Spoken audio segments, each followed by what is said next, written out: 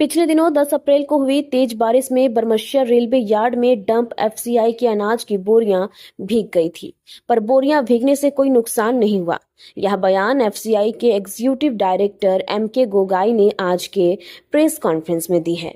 उन्होंने बताया कि 54,000 बोरी चावल केंद्र सरकार के एथेनॉल OMSS स्कीम के लिए पंजाब से मंगाया गया था। 10 अप्रैल को तेज बारिश हुई थी। अनाजों को तिरपाल से ढका भी गया था। तेज हवा के कारण कुछ बोरियां बारिश की चपेट में आ गई, क्योंकि अधिकारियों की निगरानी में नियमानुसार चावल को सुखाकर पूरी तरह से बचा लिया गया है। एफसीआई को कोई क्षति नहीं हुई है। ऐसी परिस्थिति भविष्य में दोबारा उत्पन्न नहीं हो, इसके लिए संवेदक को भी अधिक संवेदनशील रहने के लिए कहा गया है।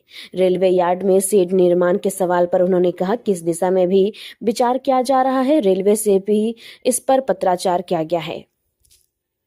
बचाव के लिए क्या कारगर कदम उठाए जा रहे हैं? देखिए, अभी आपने सुना, अभी जैसे मेरे डिविजनल मैनेजर ने कहा कि सारा का सारा स्टॉक सुरक्षित है और कोई हानि का कोई प्रश्न नहीं उठता है, क्योंकि जो स्टॉक आया था प्रोडक्शन के लिए था और आज 2000 बैग भी निकाला जा चुका है उसी स्टॉक में से, after having followed the due SOP। ऐसा नहीं कि जो भीगा हुआ स्टॉक हम दे रहे थे, भीगा था, बरसात बहुत ही हैवी आई थी 10 तारीख को, और ऐसा मैंने खुद भी देखा था पेपर में कि उस दिन कई सारे फ्लाइट्स कैंसिल भी कर दिए थे कैलकाटा में।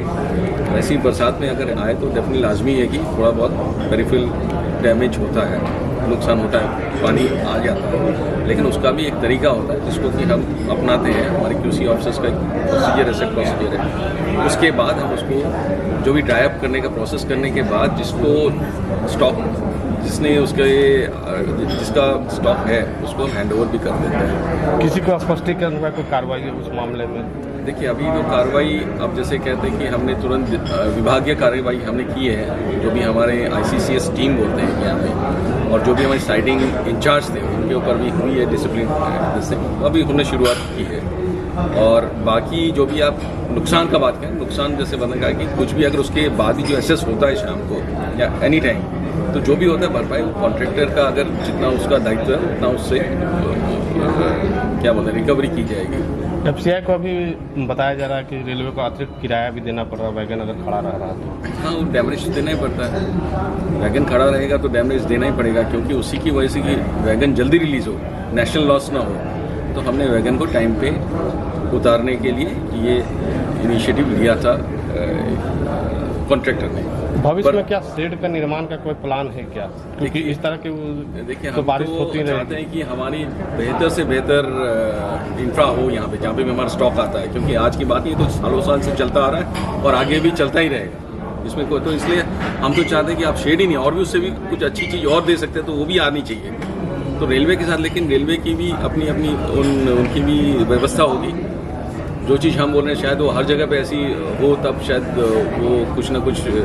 वैसे भी मैं आज जैसे साइडिंग देख के आया हूँ, साइडिंग हाफ वे तो कंक्रीट है, बड़ा अच्छा है, और आगे की जो ज़रूरत है जिसमें कि कंक्रीट करना है उसको पहले पूरा कर दे तो भी हमें काफ़ी ईजी और काफ़ी अच्छा रहेगा हमारे लिए। सर, चावल ये कहा जा रहा था कितना नुकसान है? नहीं, चावल तो आ रहा था, चावल आ रहा था कितना तक नहीं, यह जो डंप हुआ के बाद कहाँ जाना था, और सर आगे ऐसा न हो उसके लिए क्या आगे इस तरह का भविष्य के लिए क्या सावधानी बरती जाएगी अगर इस तरह फ्यूचर में ऐसा घटना ना घटे? देखिए, ये एक स्पेशल केस था। स्पेशल केस इसलिए था कि 6 तारीख को जो रेक आई थी, 7वें 8 को उस दिन लेबर न होने की वजह से उनकी अनलोडिंग में थोड़ा टाइम लग गया, जिसकी वजह से कि एक और रेक, आज भी देखेंगे एक रेक लगी हुई है। सर, एक चीज़ और है, तो आप जो कह रहे हैं सर, फ्यूचर में अगर ऐसा कोई होता है तो हम लोग निरंतर, जैसे आपके मेट डिपार्टमेंट की जो भी आती है क्वेश्चंस, तो उसके ऊपर हम मैन पावर ऑगमेंट कर देंगे। रेलवे के साथ टाइप रहेगा, डनेज मटेरियल हो, आपका टार्पोलिन्स हो, they should be sufficient in number two cover entire stocks. और हम चाहेंगे कि सबसे पहले तो अगर ऐसी कोई भविष्यवाणी हो तो स्टॉक को हम उतारेंगे ही नहीं। सबसे बात तो ये है सर, वो किस उतरेगा नहीं, वो किस योजना के अनाज? कितनी बोरियां भीगी सर? कितनी बोरियां थी और कितनी बोरियां भीगी? करीब जो मेरे को रफली कितनी हुई सर अफेक्टेड जो 2000 से ज़्यादा बैग अफेक्टेड नहीं। उसकी रकम कितनी है सर जो बर्बाद हुआ? उसकी रकम नहीं, बर्बाद तो कुछ नहीं हुआ है ना, बर्बाद तो कुछ भी नहीं हुआ।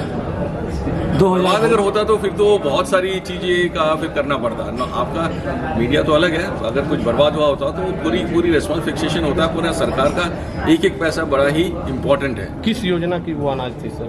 ये था इथेनॉल प्रोडक्शन। क्या है इथेनॉल योजना, क्या है? इथेनॉल योजना आप बताइए क्या है?